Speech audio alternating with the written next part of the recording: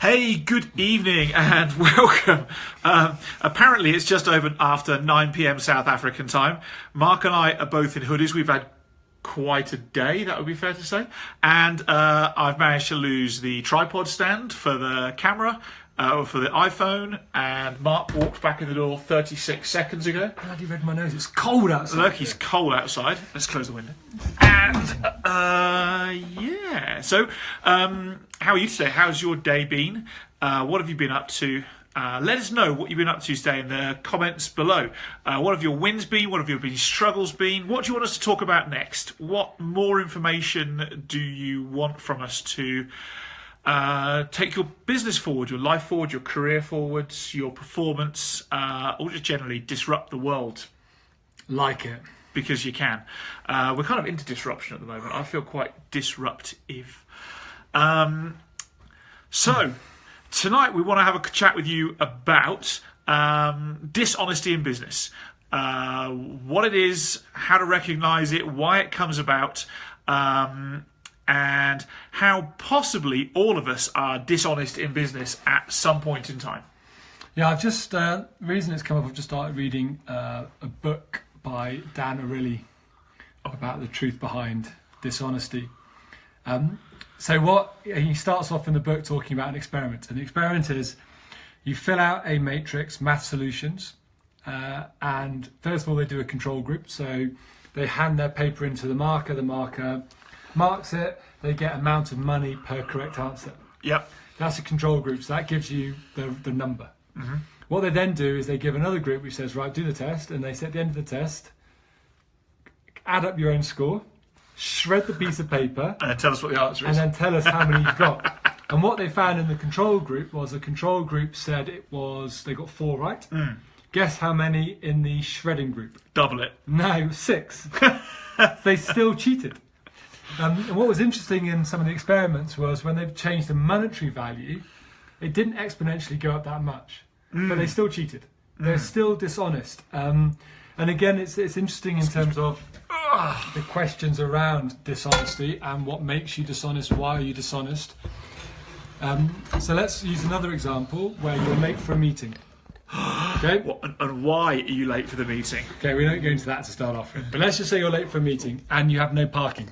Yep. Okay? The only parking that's available is illegal. Yep. What do you do? So do you be late for the meeting by trying to find a parking spot, or do you just be dishonest and go, actually, sod it. I'm going to park and I'm just going to take the consequences. Yep. So what is it? Oh. So these are interesting questions, and it's an interesting thing to think about in terms of what criteria. You're making everyone sick, by the way, by this. I know. I'm trying to balance the camera. Hold it. There okay. There we go. No, that's not right. There we go. Done. Gordon Bennett, amateur job. So yeah, what criteria do you use to make those kind of decisions? Do you park and be late for the meeting, or do you just park illegally and take the fine? So the thing to think about really is how important is the meeting versus how important, or what is the risk of the fine. If the fine's $150 but the meeting's worth $15,000 to you, do you take it? Yeah. It's interesting. I spoke about this the other day. Actually, on this about the words must, always, have to, those sorts of words, and how they lead you up the garden path because there's an exception for everything. Because I would consider myself to be a relatively honest person, and I try and stick to the law. So I wouldn't choose to speed necessarily. Yeah. However, if you had a knife in your leg and was bleeding and need to get to the emergency room, I'd put my foot down and I would break the law. I would be, I suppose, dishonest in that context. And it's interesting that dishonesty, when repeated, is a erosion to a business. It's like it's not like a massive erosion, but it just generally eats away at the business. And I wonder what it is that stops people from being honest. In terms of how many people make an excuse for being late to that meeting. Yeah, I think for me, what's very interesting is the relationship between honesty and power. I'm not talking physical power. So we've all been, I had a question today in a conversation around lies and lying. Would I lie? And it's very interesting. So you're late for a meeting again, and what do you do? A lot of people say, "Oh, sorry, I was late because of traffic." Yeah. Okay, it might be the truth, but the power now has been transferred from you as an individual to traffic, which is out of your control. Now, what I always say is you change that statement to maintain power, which is, sorry I was late, so you're still late, because I underestimated the traffic. So you maintain power. So I find it a very interesting correlation between those people who relinquish power and therefore are dishonest. I was actually having a conversation with an executive at the weekend while we were away about honesty and about all the things that aren't said. And people don't say them because they believe that they are protecting people's feelings, but actually they're being dishonest at the same time. 100%. And it's interesting, there's a guy called Ray Dalio who runs one of the largest private investment funds in the world. It's just over $2 trillion, so it's huge in the US. And he has this policy of extreme honesty in his business. In fact, it's a disciplinary measure if you're not honest. But what they require from you is that you separate emotion and honesty. So you don't like, oh, I hate you. You're never nice to me. You're blah blah blah blah blah. It's very very specific. In this time, in this occasion, in this way, you did X, Y, and Z. It's separating, I suppose, fact and emotion.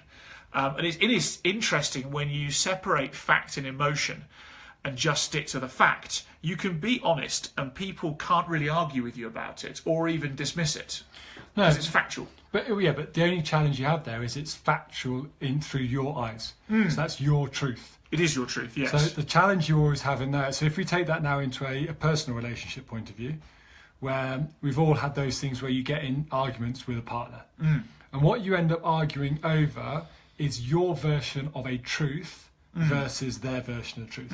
I said this, no you didn't. Yes you did, no I didn't. Now the way to change that dialogue is to say, what you said made me feel. Because now you can't argue with that, because you can't say, well, you idiot, how can you feel that way? It's like, well, you've got no right to tell me that. That's just how I feel. That's how I interpreted the information to make a feeling. But what you've translated then is you're not getting an argument over truth. You're getting a understanding and awareness of the impact of whatever was said on the feelings that I've felt by that person. And now you're getting dialogue. And I think one thing for me that, and building on your point, the organisations and the clients I really don't enjoy too much working with are the passive aggressive clients.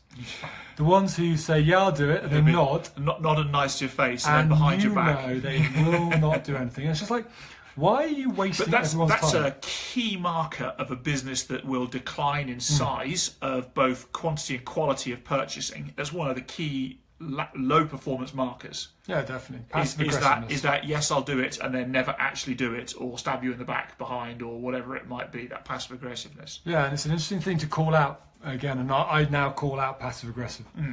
And it's made such a difference in terms of removing that dishonesty. Passive aggressiveness in a business, for me, is the greatest form of dishonesty you can have. Completely. I often talk about this concept of being honest in terms of let's say a 2-litre bottle of Coca-Cola, and there's those bubbles inside. Yep. And if honesty, if one little bit of being honest was dealing with a bubble, it actually wouldn't be so bad, would it? One bubble, you take the lid off, the bubble just goes psh, and it gets dealt with. But what happens is people want to be nice, or I suppose passive aggressive in that way, nice to other people. Often that's used word respect and all sorts of words. Load of crap. And they want to be nice, so they let that bubble rise to the top of the bottle, and then another one rises to the top of the bottle, and effectively what they're doing is shaking that bottle lots and lots. And then when that moment comes where they have to be honest, they take the lid of the bottle off, and the Coke just goes everywhere. And then we become scared of honesty because we've just been shaking this bottle of Coca-Cola for ages and ages and ages.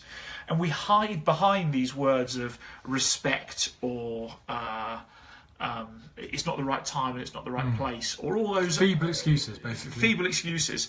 And we build it up to a point where actually there's just a massive explosion, which has a 15 times the impact of just what that one little bubble could have been if dealt with in the moment. And again, it's a common thing you hear about the lie just getting out of control. How many times do you hear that where stirring that pot? yeah, just a lie becomes a bigger lie, becomes a bigger lie, becomes a truth. And again, it's interesting how you listen to stories that, it's that whole, and again, you can say it's dishonest or you can say it's an interpretation, the experiment where you sit in a circle, the first person whispers a story, and by the end of it, it's a completely different like the story. telephone game. It starts off at lamppost and finishes with purple frog. Exactly. And it's just people's interpretation of stuff. So yeah, there we go. So a few thoughts about it. Our encouragement to you is to deal with, I suppose, the bubbles in the Coke bottle as they come. And always deal with them as they come. And that'll help you have, at least for you, have a performance that moves forwards the entire time. Yeah, the simple way to look at it is, are you able to look at yourself in the mirror, yes or no? And if you can't look at yourself in the mirror, then you need to have a word with yourself. That's it. There we go. Done. So that's it from him. That's it from me. Stay awesome for the next 24 hours. Tomorrow night will be one of us. We're not too sure who. Where are you tomorrow night? Flying back tomorrow. Mark's flying again tomorrow. So it may be me. Probably I've got a meeting till 9 o'clock. So I guess it'll be straight after our meeting. Cool. We'll do something. So stay awesome. Have a great day further, and we'll see you tomorrow. Bye. Bye.